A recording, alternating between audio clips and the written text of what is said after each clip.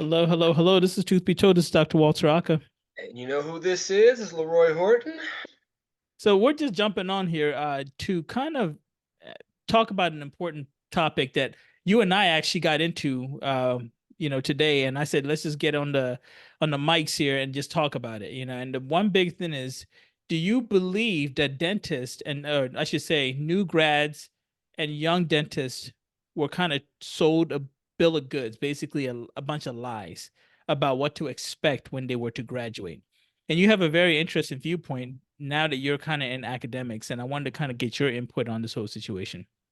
Yeah, man. It's like you grow up and everyone says, oh, you should be a doctor, dentist, lawyer, right? And then patients, I think patients are the prime example of what people think even as they're going into dental school.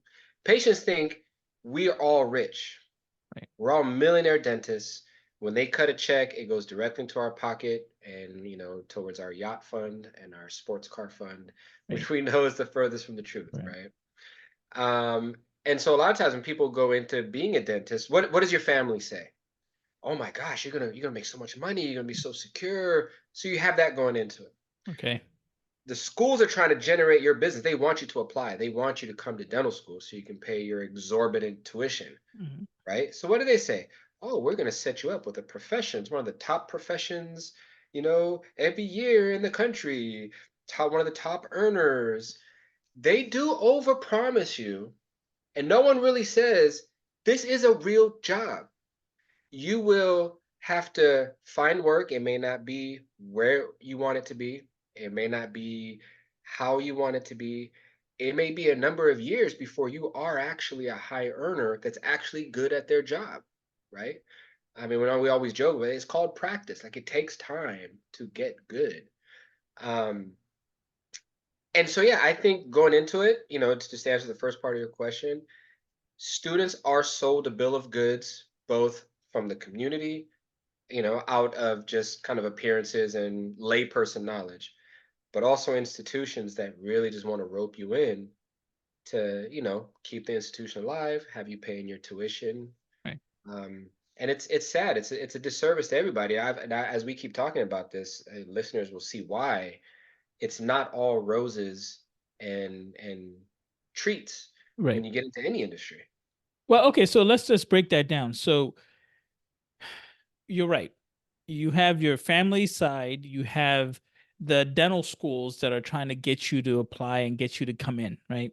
But then you have another side. Oh, I'm sorry, Instagram also. Basically, people on Instagram want to, put out this image of success and look at my Bentley and my Mm. Lambo and everything else. But here's the one thing that I don't understand. If you open the University of dot dot dot's dental school, they tell you how much tuition you're going to be paying. Right. And then if you go to the American Dental Association, they tell you what the average dentist makes. Now I get it. Whenever you're going through school, everybody tells you how special you are because you're so smart. You Right. are the top, 1% in this class. You are Mm. so amazing. I can Mm. guarantee you when LeBron was going through high school, they say you are amazing. And he believed it. Yeah. Right. And then you got kids who are number one, 5-star, and they believe it. The funny thing is when they get to college, they're still maybe 5-star and they're doing well, but they're playing against more 5-stars. Right. So you're not that special. You went from high school where you were special. Now you're okay. Right. People that transition to be extraordinary are the people that continue that fight, Right. continue to play that 5-star rank, like against other 5-stars. Right. Right. And so when you get to that next level and now you make it into the NFL or the NBA, you are elite. You are to that level. Yes. Now, if I had a son or daughter that was really good in high school, I would not be saying, look at LeBron and look at his life. Because the Right. chances of you laugh, the chances of you getting to I that agree. level, Yeah. it's so minute, then you might as well just play the lottery. Right. And that's, I'm not trying to be disrespectful, but that's the truth. Right. You got thousands of kids that play basketball each year, and you got maybe 100 of them that make it into the NBA each year. Right. You got thousands upon thousands that played in NFL, and then you got hundreds, technically 199, 200 maybe 199 that make it into the NFL on draft, right? So I'm not With an saying average don't career of 3 years. in the average career 3 years. Yeah. So I would not be sitting here looking on Instagram for any kind of truth Right. because everybody is going to sell you lies. People lie. If you're listening to this podcast for the first time, I'm going to tell you something that you're going to take away for the rest of your life. Oh, dirty secrets. We're airing them out, y'all. Ready? We're airing out the secrets. Ready? People lie. Mm, I promise you, when you were a child and people said to you Santa existed, they lied. they lied. When they said the tooth fairy exists, they lied. And I'm whispering this because I got my kids around. I need that lie to continue. I need that lie to continue because I'm not going to. I want you. This is the parental advice. Please do not listen to this while your kid is in the room. Right. I will Yes. not be responsible for ruining anybody's childhood. I refuse. But people lie. Right. If something is too good to be true, they're absolutely lying to you. When these, when a lot of dentists, and this is for our listeners that are not dentists, when you're in school and you're about to leave, you have corporations that come in and they want your business. They want to take you on as their dentist. Mhm. And Dr. Leroy, what do they say to you when they're trying to recruit you? Oh, they sound just like the military recruiters used to sound in high school. Where do you want to work? You get to pick.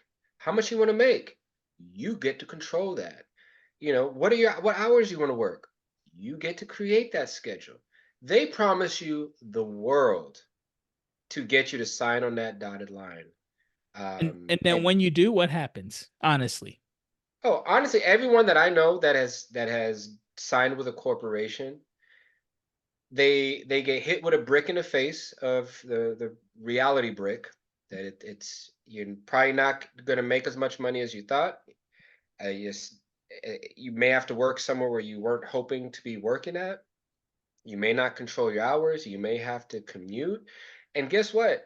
As with any other profession, it's going to be a 3-year grind before you're good at what you do and you've developed a consistent patient base to where you're making predictable income over time with predictable, procedures on your plate over time. Like it's a grind. So And you either can handle it or I've had some friends where they call me and they're distraught, this isn't what I thought. And like, okay, we try to tell you, but what happens? Well, when someone comes here and says, "Hey, you know what? I've been told from multiple sources, I'll be able to make $500,000 a year, and I'll be gangbusters from the get-go." And they have all these clinics.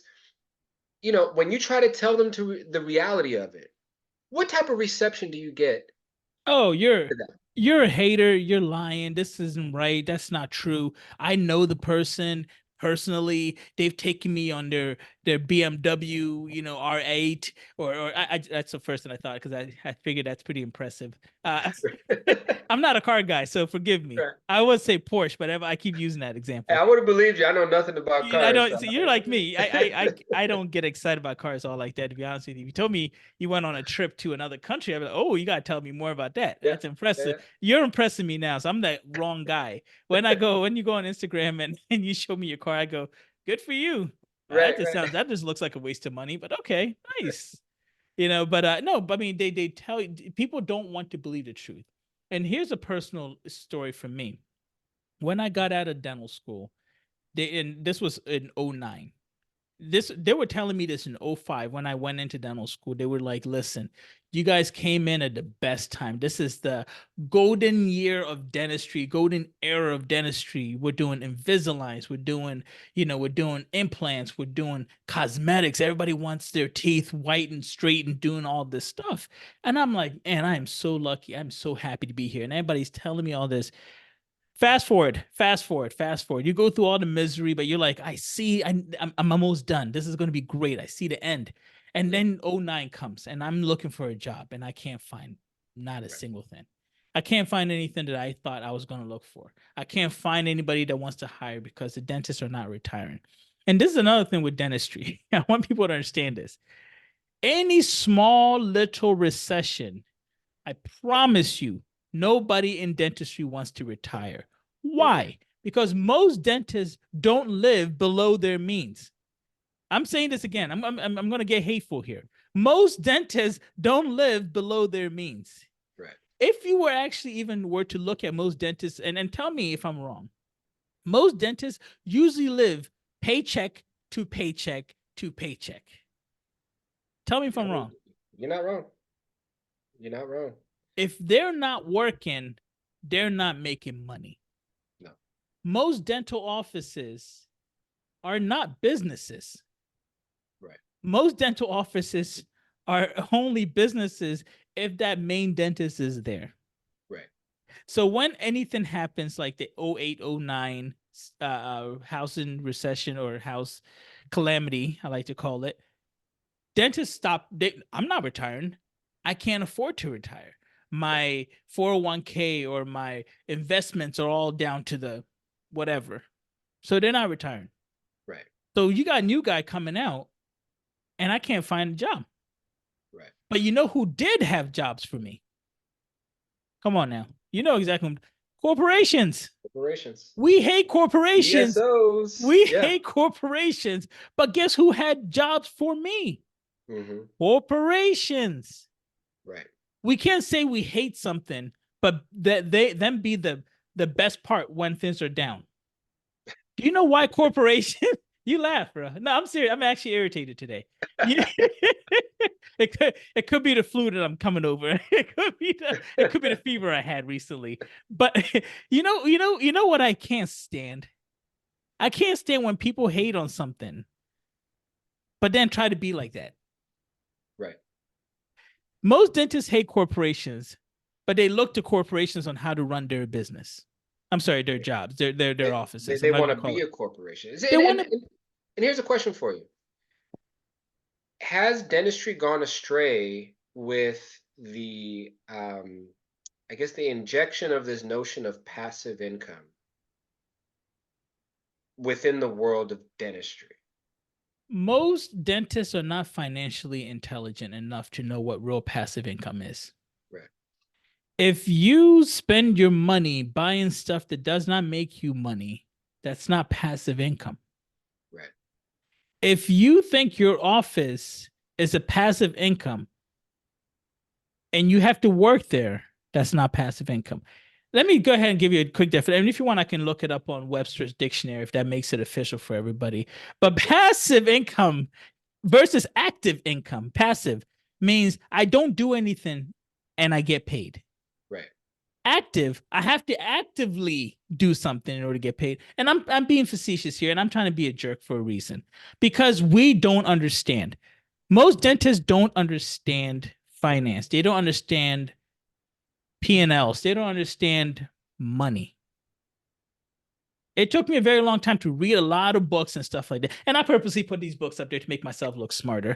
But we joke, but you have to understand the full picture here. No dentist that works in an office, you can't consider your office passive income. Right. Even if you have one or two associates, if you're still working there, that's not passive income. You know, Steve Thorne, the guy from Heartland, I forgot what his name is. Mm-hmm. The people that create big DSOs, they have passive income because you dentists are working for them. Right. They don't have to work. They could be on their yachts, chilling, because they've set up something where they don't have to work and they're still multi-millionaires. Right. Heck, even billionaires. Right. But you guys have to work. If you think that you are partnered up with a company and you're still in that office, that's not passive income. You're a worker.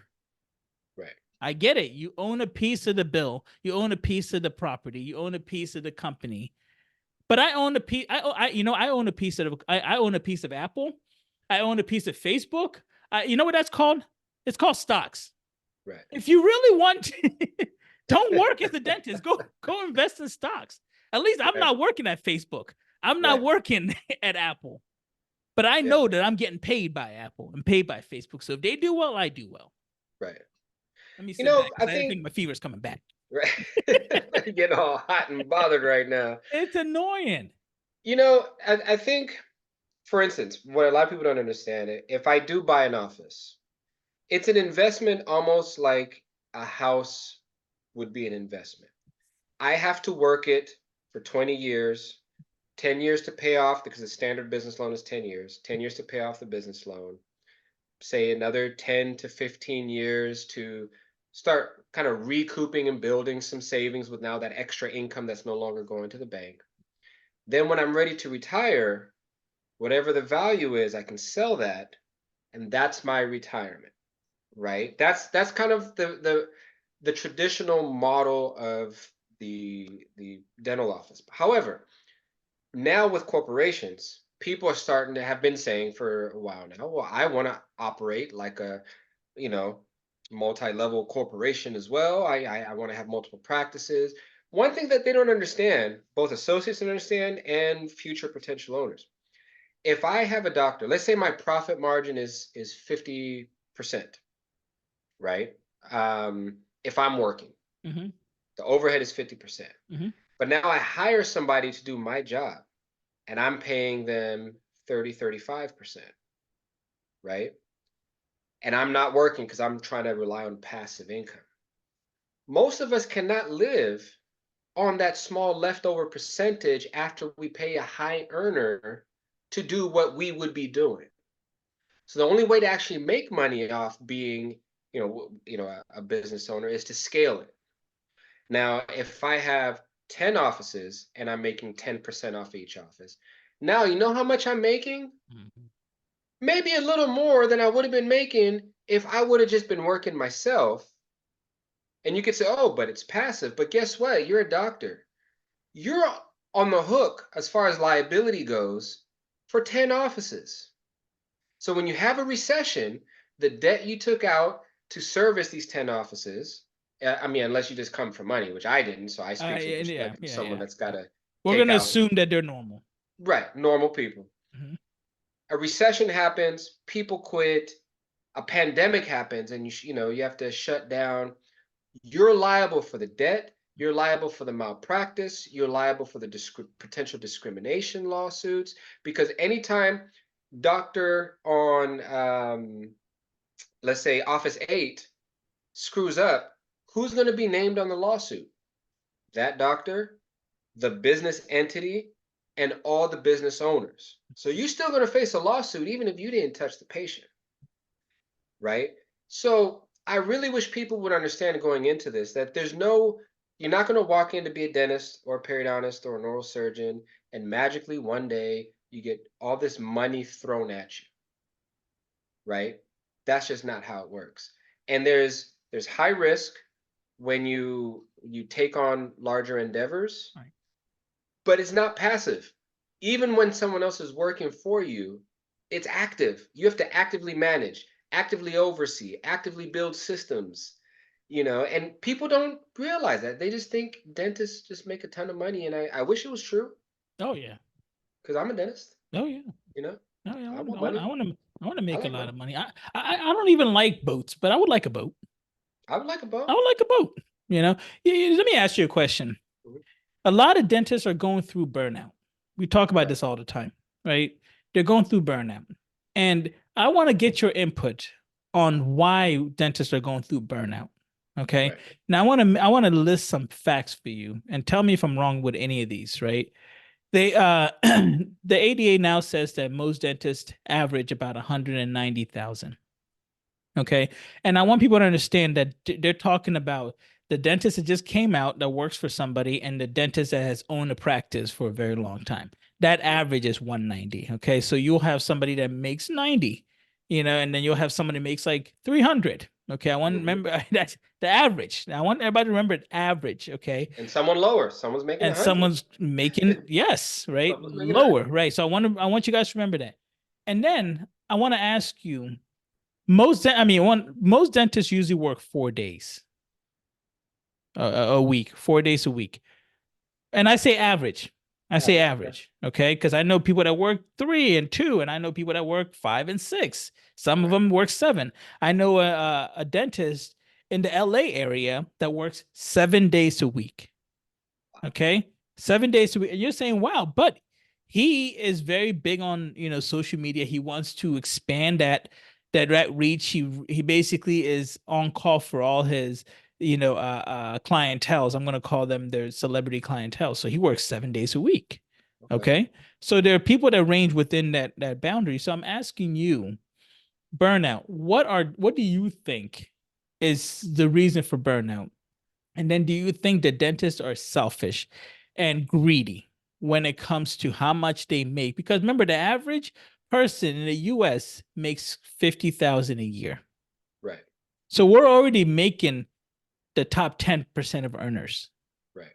Yet they say, "Oh, woe is me, I don't make enough because my student loan is expensive and I have to pay my student loans." Now again, I say this not to be mean, but I say this, before you apply to that school, the school tells you how much you're going to owe. So why are we surprised? Well, let's But reverse that. let's yeah, I asked you multiple Yeah. things. Let's start out with the burnout situation. Yeah. Why do you think people are burned out? I think because there's such a low grade constant stress in our job. Mm, We're constantly multitasking. You're focused on a procedure that you're doing that you're battling a patient's tongue, saliva, movement, anatomy, so forth. You're trying to manage what your assistant is doing. You're also thinking about the next patient, the previous patient, the staffing. There's just a lot that you're constantly multitasking. There's this low grade constant stress as a dentist. You're also it's physically taxing because you're in like this isometric position for hours at a time that sometimes it's hard to be ergonomically correct given patient. I had a patient today who couldn't lay back all the way mm-hmm, because they mm-hmm, get vertigo. mm-hmm, So I have to be like this, right? mm-hmm. And so there's just so much going on physically and mentally that I feel like if you work hard enough, long enough, there's a burnout that happens for most people. Some people have the temperament to go hard 7 days a week. God bless them. Some people don't and are smart enough to just not, right? Right, right, Other right. people have obligations because, you touched on the tuition part. You know, for example, you could sit here and say everyone that got trapped up in the housing crisis completely their own personal responsibility. You Right. knew an adjustable rate was not a good idea, but you bought it anyway. Mm, However, you had a professional sitting down that was a licensed broker, licensed real estate agent, mm, telling you, assuring you, mhm. the market's going up. You get the adjustable rate, you'll refinance in 2 years, you get a lower fixed rate. So we do rely in our society, in many industries, on expert opinion Okay, and expert expression. okay. Maybe too much, right? No, no, no. I mean, I hear Right. you. I like that. Go ahead. Yeah. And there is personal accountability, but I feel like there's industrial accountability that has to be said too, because every school they don't paint the picture as, oh, so you want to be a dentist, huh? Okay, you want to make 190,000 a year? Do you want to pay $3,000 a month in student loans? Do you want to have to wait until you're in your late 20s, early 30s to start a family? To you want to be a broke, poor student until you're almost 30 years old, while all your other friends who went into the trades like plumbers and longshoremen, they're making 100, 150 grand plus at 20 years old. Like no one ever presents it to you like that. That might be the way you should do it. You should have if dentistry was true, like YouTube. Right.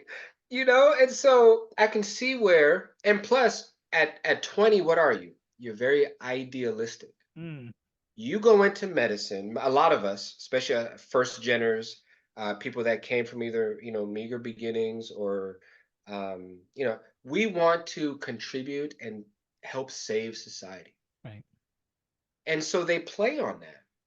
And so they tell you the romantic stuff. Oh, it's dental school. It's gonna be the best times of your life, the best relationships you'll ever forge.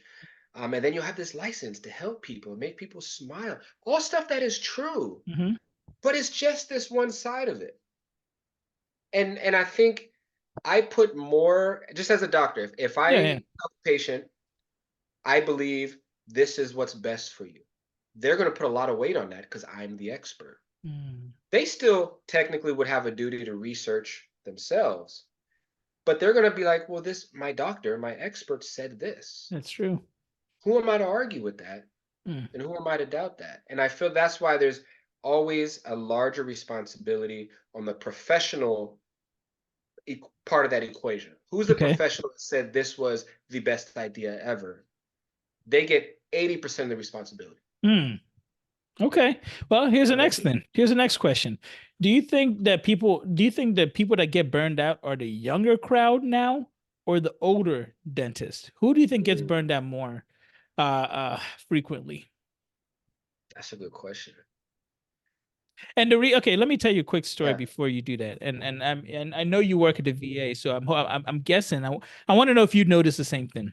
yeah, No, no, and it wasn't until I was at the VA that I noticed this. right, So at the VA, you get to kind of see every history. I mean, literally the whole history of the patient, medical history, everything is, I mean, literally right in front of you. So the patient can't tell you anything that you don't know. right. Okay. One thing that you also get to see is you get to see a little pattern. And I remembered when I was at the VA for my GPR, I noticed a pattern. And for my residency, I noticed a pattern that a lot of veterans, okay, and I mean this when I say veterans are amazing because they're just so funny to me. Like they're so tough. We had a blizzard and they were all there still for their appointment. They looked at me when I was running late. Like, where are you? Where were you? But so I Right. really love them. But you know, I noticed something with veterans. I noticed that if you cut the line from Vietnam on Hmm. and Vietnam before, I noticed a lot more PTSD from Vietnam on. So Mm, veterans that served in the Vietnam War on, I noticed a lot of PTSD. Veterans that were Vietnam or before Vietnam, I noticed less PTSD on their charts.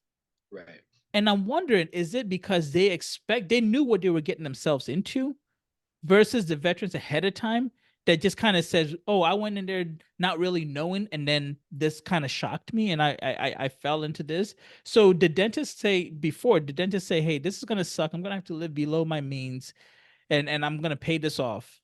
Versus new dentists now that go, "Oh, well, on social media, they're telling me this, this, and this, and they're saying I should live this lifestyle, and I know this dentist that lives this lifestyle, and they're so great." And so that idea of this is how it should be is what they're going off of. And then when they don't reach that, they get burnt out. Versus the previous ones that didn't have all this social media stuff, basically now going, well, no, I knew I had a debt. I knew I had to pay the debt off. I knew I had to pay my office loan off, and I knew this was going to take time. Do you see what I'm Yeah, saying? So I asked you again, who has more burnout, the younger dentist or the older dentist? that's a good question. I feel like the younger dentists have more anxiety Hmm. because you're dealing with higher numbers as far as what your debt is when you do come out. Yeah. And especially since the 2008 housing crisis, what a lot of dental schools did as they were hurting for money is they increased their class size. Yes. So they're pumping out more dentists and they're not necessarily drawing from students from underserved areas that can go back to underserved areas, Hmm. where there would be potentially more opportunity.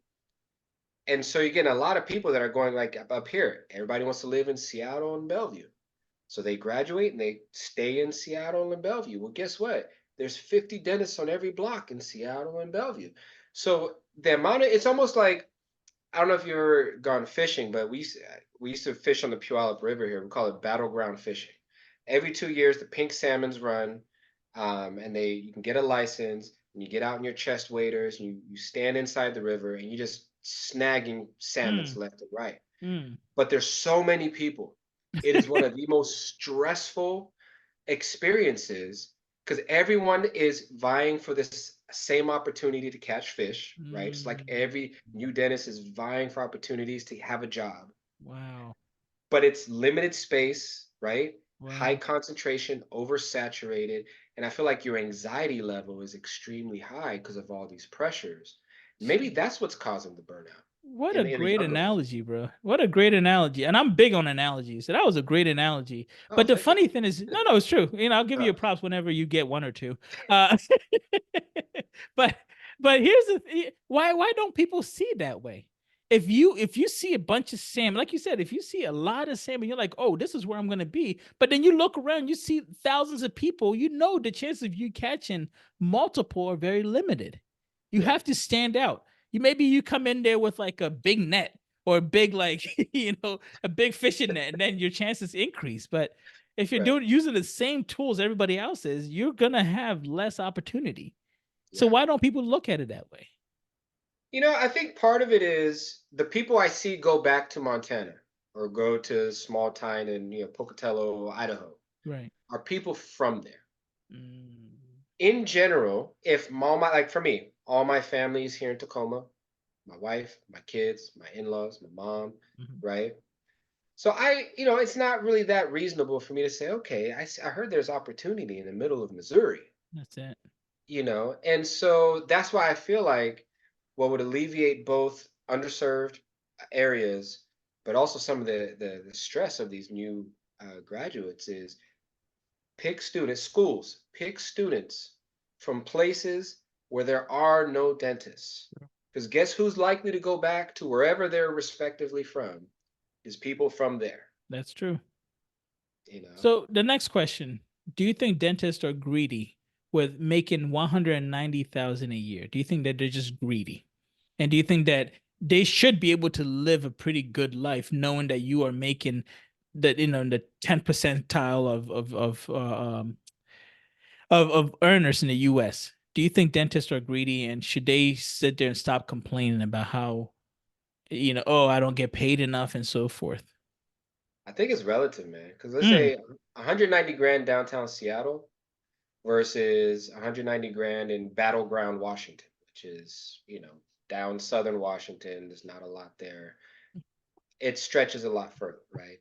Um, when you think about how much your student loans are, right. your malpractice insurance, when you think about a lot of us first geners, right? We often have to support our extended family at Mm-hmm. times.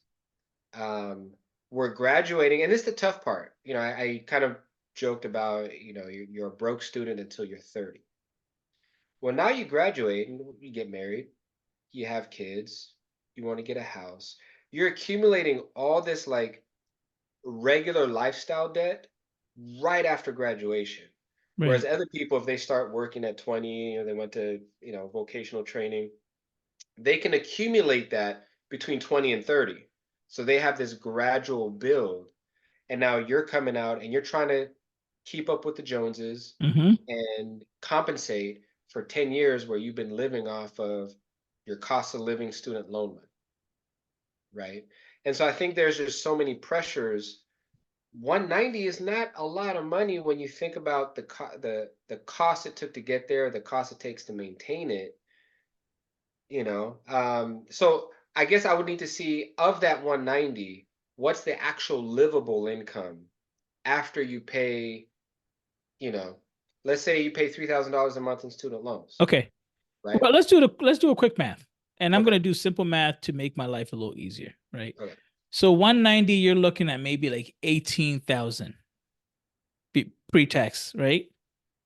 Right. Am I right? About 18,000. I'll say 18,000 pre-tax.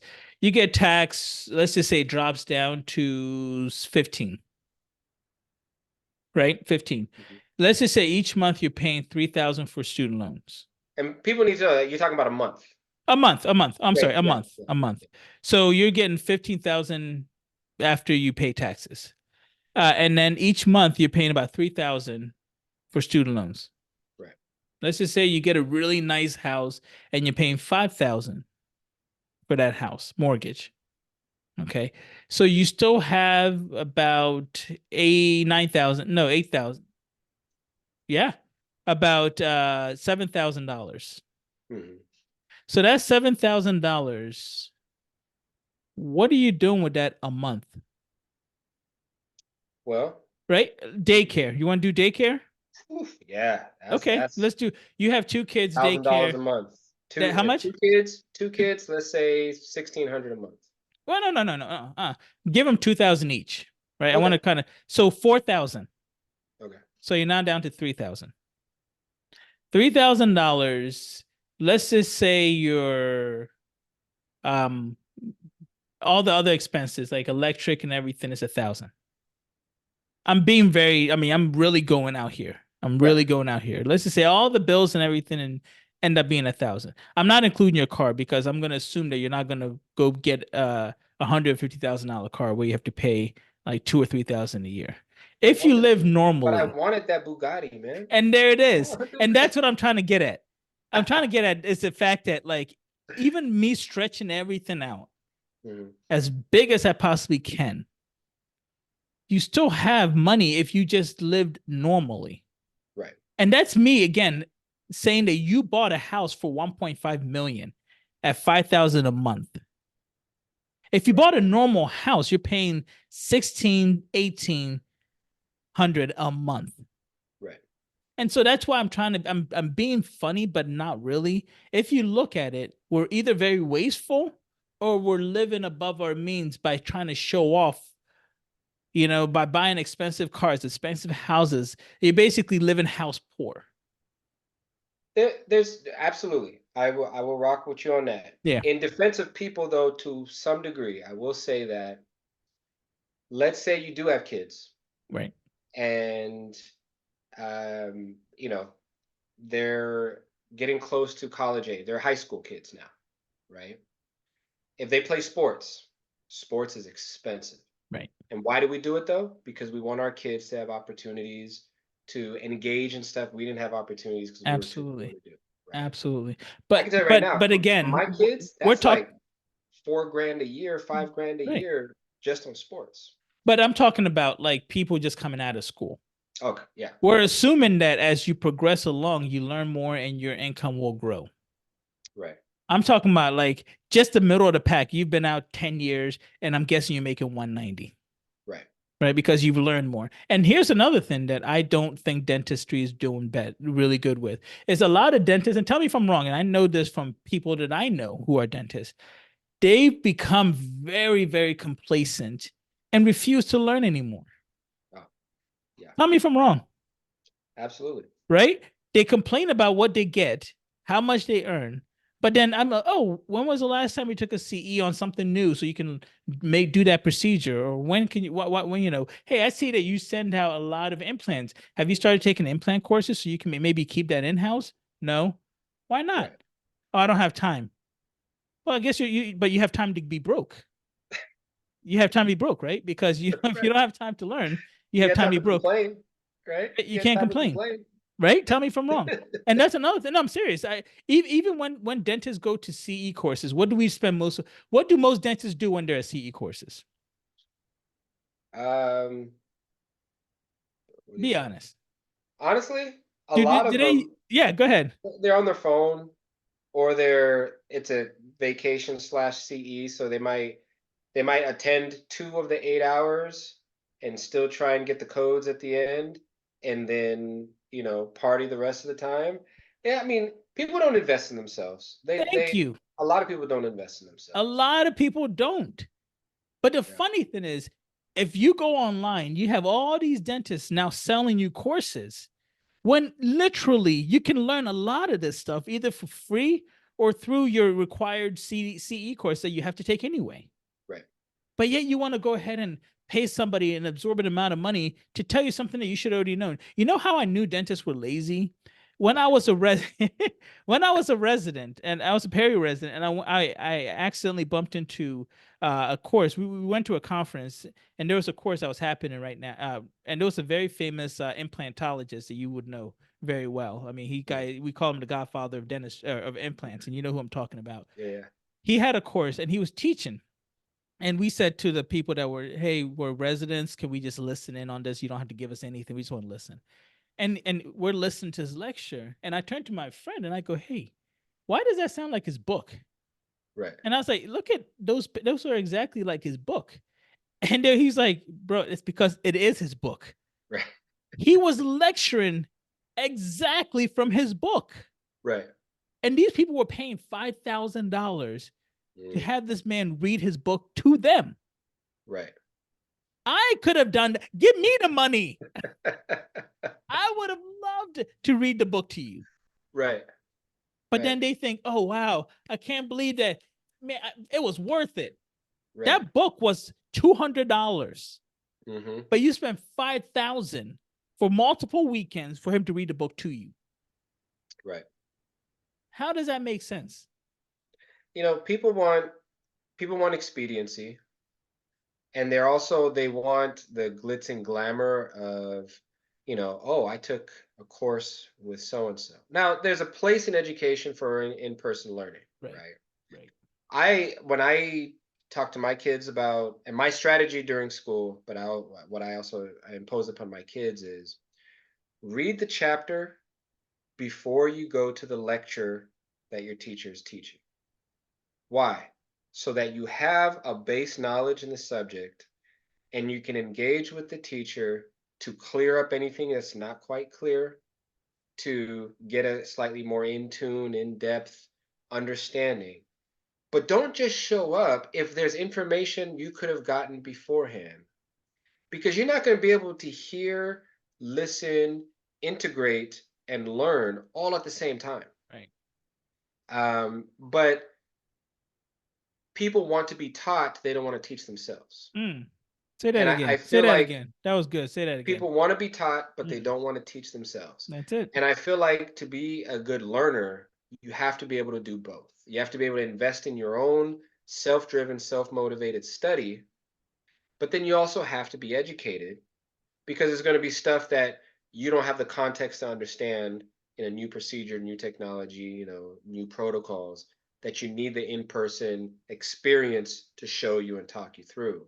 Do you think, and I want to kind of get your opinion on this, do you think that patients know how little most of the dentists know about what they're actually doing? Like, for example, when somebody comes in and says, oh, I want all veneers, I want all my teeth done perfectly. Mhm. And those dentists do it. Most dentists, do you think that they actually know what it takes to, do you think that they know the knowledge to do that procedure versus the ones that actually do the procedure? Does that make sense? So the people that do the procedure, out of those people, how many do you think actually know the knowledge to do that procedure? It's a great question. Hmm. I would say most people that do most things In dentistry. in dentistry are not as knowledgeable as we would hope them to be in that. And I've been guilty of that at times. You just learned something, so you're trying to practice it. So obviously you kind of knew there's always more that you could have known. Um, I think that there's a lot of people that are lazy, and I'll Mm. give you an example. Now you sound You like know how me. to, as a restorative dentist, you know how to cut one crown, a single crown. Mhm. Is cutting a single crown the same as doing 8 crowns? Mm. Or are you thinking, oh, it's just cutting a single crown 8 times, and that's as far as I need to think? I don't have to think about occlusion, temporization, proper impressions after we prep, to make sure that we can articulate and relate these. Let What me kind let of me break it down. Let me break that down because some people may not know what you just said. right, When he says occlusion, he's talking about your bite. right, If you cut a tooth down, now you're changing people's bites. So right, they have to be smart enough to get you back to that bite, that natural bite, that neutral bite that will not cause trauma. Because your body will always try to adjust for it. Okay. When he talks about taking impressions, he's saying after you cut that teeth down, you have to basically take something that's going to show the lab who's going to make your crown what to do. And if right, you don't do it properly, the lab is going to make what they get. And you might not have crowns that are closed all the way. You may not have crowns that are shaped properly. You may not have crowns that look right. right. Okay. And these are caps, right? So you have to know that there's so many different steps that you have to know in order to get the final result to look really good. And a lot of people don't know that. Continue. No, there's instructions you got to give the lab on how to design this new bite or this new replicated bite. Do Yeah. you want the bite coming off the canines when you're moving side to side? Do you want it, in group function on all your posterior teeth? Are you trying to open the bite? Was this patient's bite too small to begin with? Did they wear their teeth down and now their upper and lower jaw? Like there's so much that goes into it. I gotta do it But a again. lot I of got I, doctors, I gotta do it again. I gotta do it again. okay. So what he just said. So what he just said was most of the time, right? Normal biting is your eye tooth or canines slide, right? And the front teeth don't really touch, the back teeth don't touch. There are times where if you wear dentures or other procedure or other prosthesis, you may say, you know what? I want all the teeth to touch and grind and slide because that's the best way to prevent the denture or teeth from popping off or whatever it may be. Right. So we have to know that, and you have to be able to know what situation fits with what. A lot of dentists don't know that. They don't. They don't. And Please they continue. lazily assume that doing eight is the same as doing one 8 times.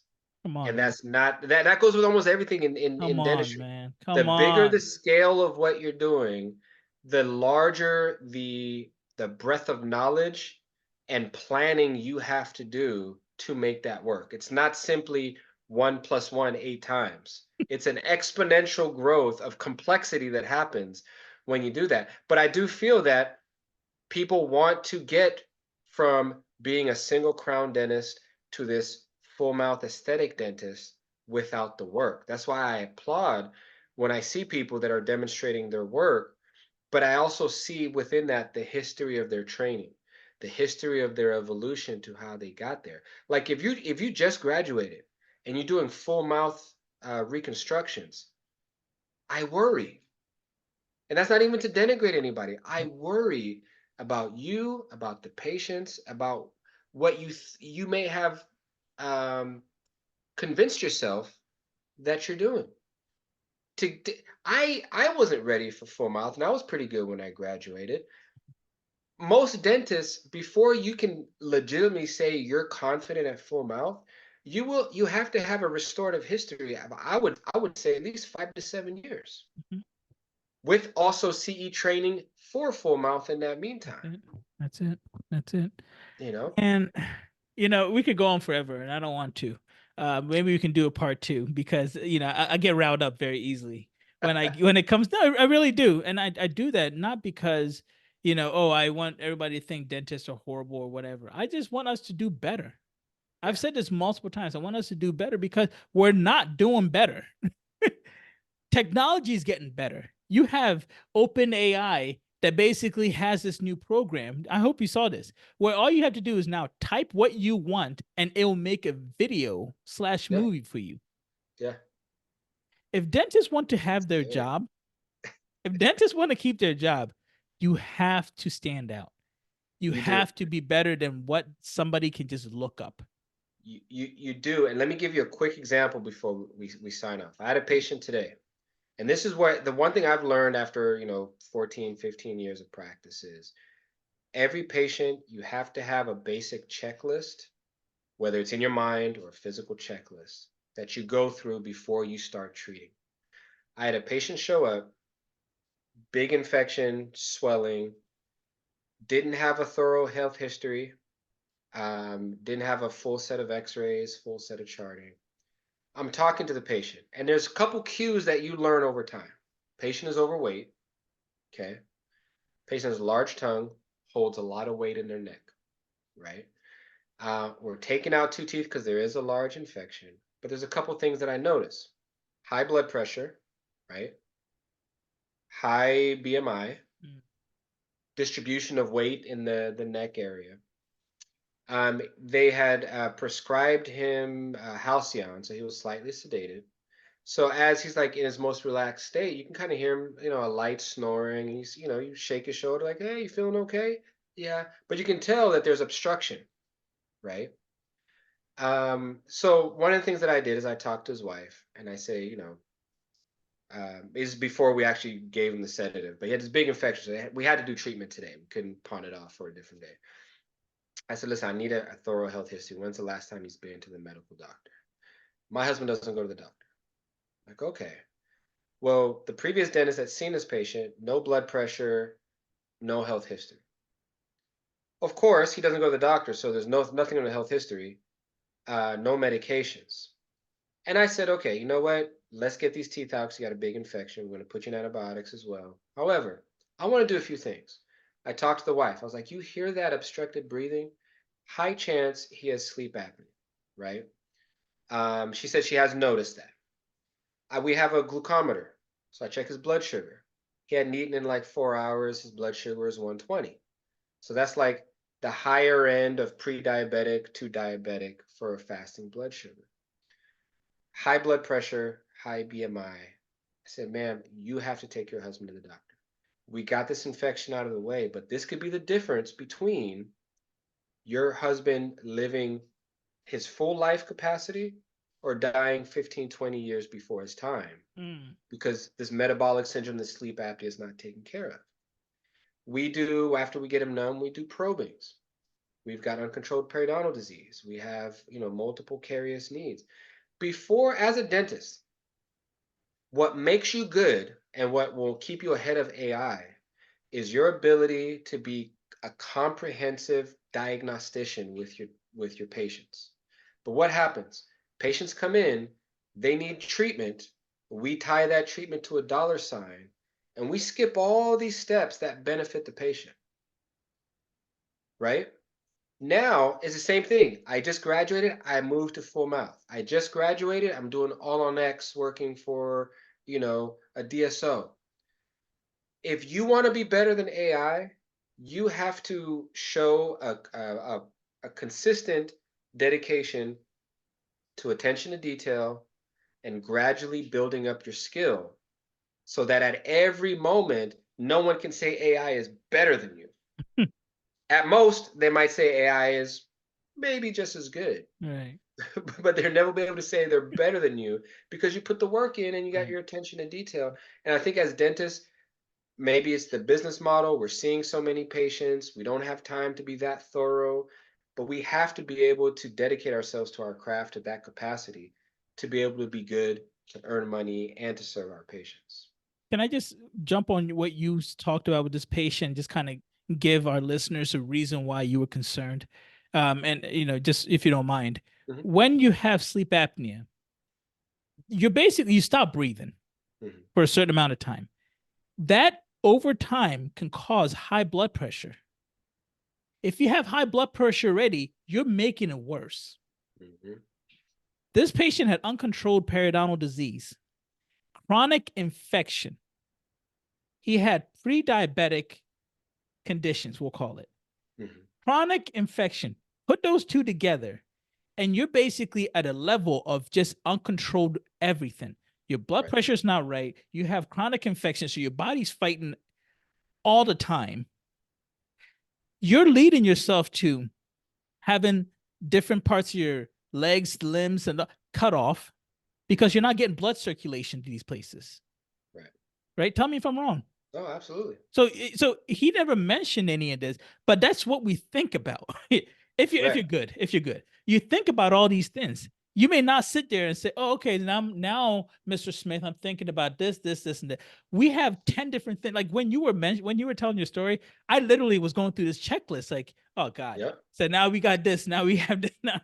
And I want people to understand. I'm not trying to be like, oh, I'm smarter than everybody, but this is something that happens because we deal with this. Right. Hence the reason why, if anything happens in your office, you should be able to do what? Control the situation. If your Hmm. doctor panics when something happens in that office, run out of that office because that means they don't know what they're doing.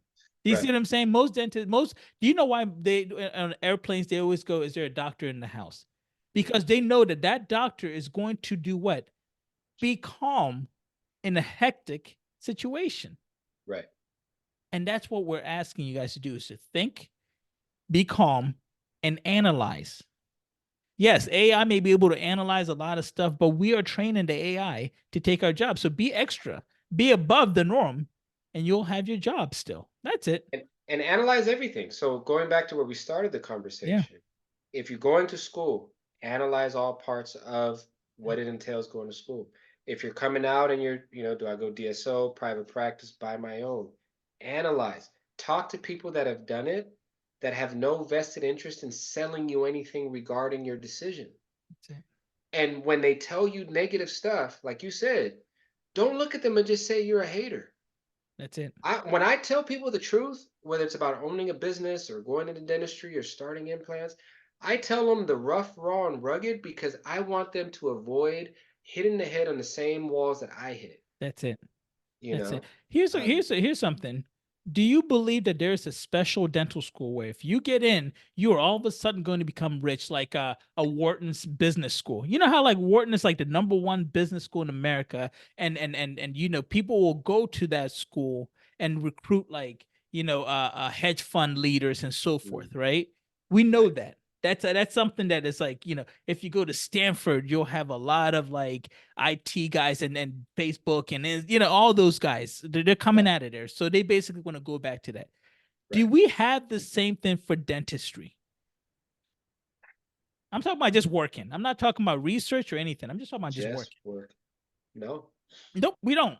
no. We don't. There is no number one dental school in the world. There is no number one dental school for research is different. Research, there are schools that stand out big Oh, there's time. Michigan, Right. there's Harvard, That's there's it. University of They Washington as stand far out. as research goes. Yeah, Yes, they stand out for research. That's it. yeah. If somebody tells you I went to the number one dental school, tell them Dr. Aka said you're full of shh. No, no, seriously. And then tell them where to find me and then play this video to them that Right. I said, and I'm gonna look right in the camera. Dr. Aka said you're full of shh. I'm being Right. honest, bro. Right. Tell me if I'm But wrong. wouldn't that be dope though? If a school could develop an identity for making rock star clinicians. That'd be awesome. You graduate and you've done 300 crowns before you leave here. You've done 500 extractions, high quality. Like we are a clinically, you know, the most progressive clinical 4 years of your But life. see, that You wouldn't take never four. see I don't that. think that would take 4 years though. I think that would take like 5 or 6. I agree. Yeah, I think that would take five Mhm. or six, and most people don't want to extend the time. No. I think that would take 5 or 6. I really do. To get Yeah. that kind of level, because one, you have to teach them stuff, Right. didactically first. So you have to teach them the books, and then from there you have to implement and apply the books, Right. and that's the second half of the world. And some people still don't know how to apply the books, and they're your dentist, by the way.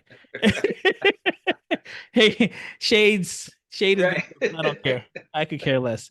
Anyway, man. Hey, look, I'm gonna let you go, brother. This was Yes, fun sir. as always. Let's Always. connect and we'll go from there, man. All right. Sounds good, brother. All right, bro. All right. Thank you for listening to this episode of Truth Be Told. The opinions on this episode are just that, our opinions. Please consult your dental professional before taking any action with your dental health. If you have any questions about anything you heard on this episode, please contact us at Real Dentist with an S. That's REAL Dentist with an S at gmail.com. We would be very happy to return any message that we receive because we love the communication that we have with our listeners.